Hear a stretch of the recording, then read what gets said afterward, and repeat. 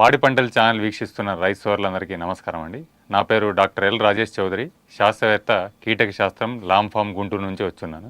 పత్తి మన రాష్ట్రంలో చాలా చోట్ల పల్నాడు, అదేవిధంగా ప్రకాశం, తర్వాత గుంటూరు జిల్లాలో ఎక్కువగా సాగు చేయబడింది.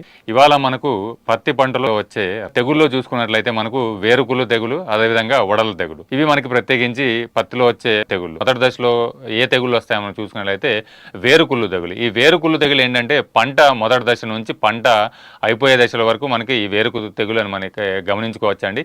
ఈ వేరు తెగులు ఏంటంటే భూమిలో తేమ శాతం ఎక్కువగా అయినప్పుడు, లేకుంటే భూమిలో శిలీంధ్రాలు అంటే పంట మార్పిడి చేయకపోయినప్పుడు, మనకి ఏదైతే అదే పొలంలో మనకి పత్తి వేసుకున్నప్పుడు అయితే ఈ వేరుకుళ్ళు తెగులు ఎక్కువగా ఉంటుంది. కాబట్టి దయచేసి పంట మార్పిడి అనేది చేసుకోవాలి. ఈ కుళ్ళు తెగులు ఏంటంటే బాగా వర్షాలు పడినప్పుడు, లేకుంటే ఎక్కువగా నీళ్లు పెట్టినప్పుడు ఏమైందంటే ఈ వేరుకుళ్ళు తెగులు ఉధృతి ఎక్కువగా గమనిస్తామండి.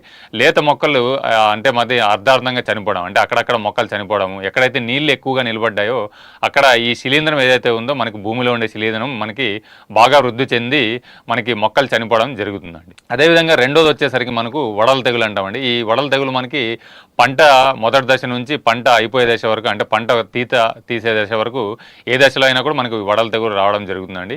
ఇదే విధంగా మనకు వేరుకుళ్ళు ఎలా చూసుకున్నామో ఇక్కడ కూడా వడల తెగులు చూసుకున్నట్లయితే మనకు అదే లక్షణాలు ఉంటాయి. కాబట్టి కొద్ది వరకు మనకి ఈ ఎలా గమనించుకోవాలంటే ఇక్కడ వడల తెగులకి ఏంటంటే మనకి కాండం చీల్చి చూసినా కూడా, లేకుంటే వేరు చీల్చి చూసినా కూడా మధ్యలో చార అనేది కనపడుతుంది. కాబట్టి దీన్ని ఏంటంటే మొదటి దశలో వచ్చినప్పుడు నానుడు తెగులు అంటావు అదేవిధంగా కనిపిస్తాయి. తర్వాత దశలో మనకి ఏంటంటే వడల తెగులు అనేది మనం గమనించుకోవచ్చు. ఇది ఏంటంటే మనకు కూడా ఈ సోకే విధానం చూసుకున్నట్లయితే ఇది కూడా మనకి ఏంటంటే మనకి భూమిలో ద్వారా శిలీంధ్రం ద్వారా వస్తుంది. కాబట్టి మొదటి మనం చూసుకున్నట్లయితే ఆకులు మొత్తం వడలిపోయి కిందకి చూసుకుంటాయి. అదేవిధంగా ఉధృతి ఎక్కువగా ఉన్నప్పుడు మనకు ఆకులు మొత్తం రాలిపోవడం కూడా జరుగుతుందండి.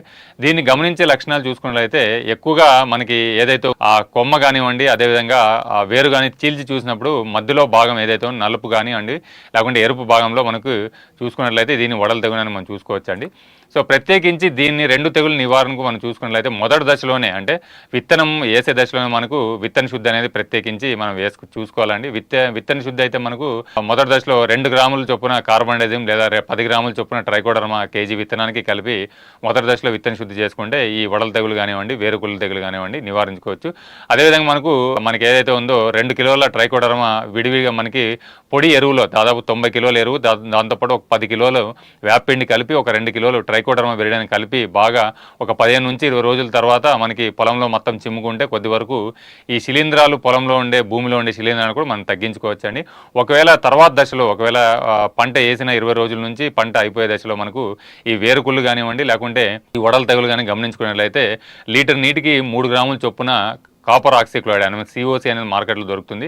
అది లేకపోతే మనకి కార్బన్డైజిమ్ అనేది లీటర్ నీటికి 1 గ్రాము చొప్పున ఎక్కడైతే మొక్కలు చనిపోతూ ఉంటాయో అక్కడ మొదల్లో తడిచేలా కింద పోసుకున్నట్లయితే కొద్ది వరకు ఈ తెగుల్ని మనము అరికట్టవచ్చండి. సో ఇవన్నీ మనకి ఏంటంటే ఈ రసం పీల్చే పురుగులు కానివ్వండి, అదేవిధంగా తెగుళ్ళు కానివ్వండి, మొదటి దశలో కానివ్వండి, తర్వాత దశలో వచ్చే తెగుళ్ళు కానివ్వండి, సమగ్రవంతంగా అంటే సమగ్ర యాజమాన్య పద్ధతులు పాటిస్తేనే కొద్ది వరకు ఈ పురుగులు కానివ్వండి, తెగులు కానీ తగ్గించుకుంటూ ఎక్కువగా దిగుబడులు పొందాల్సిన కోరుకుంటూ నాకు ఈ అవకాశం ఇచ్చిన పాడి పంటల ఛానల్కు ధన్యవాదాలండి.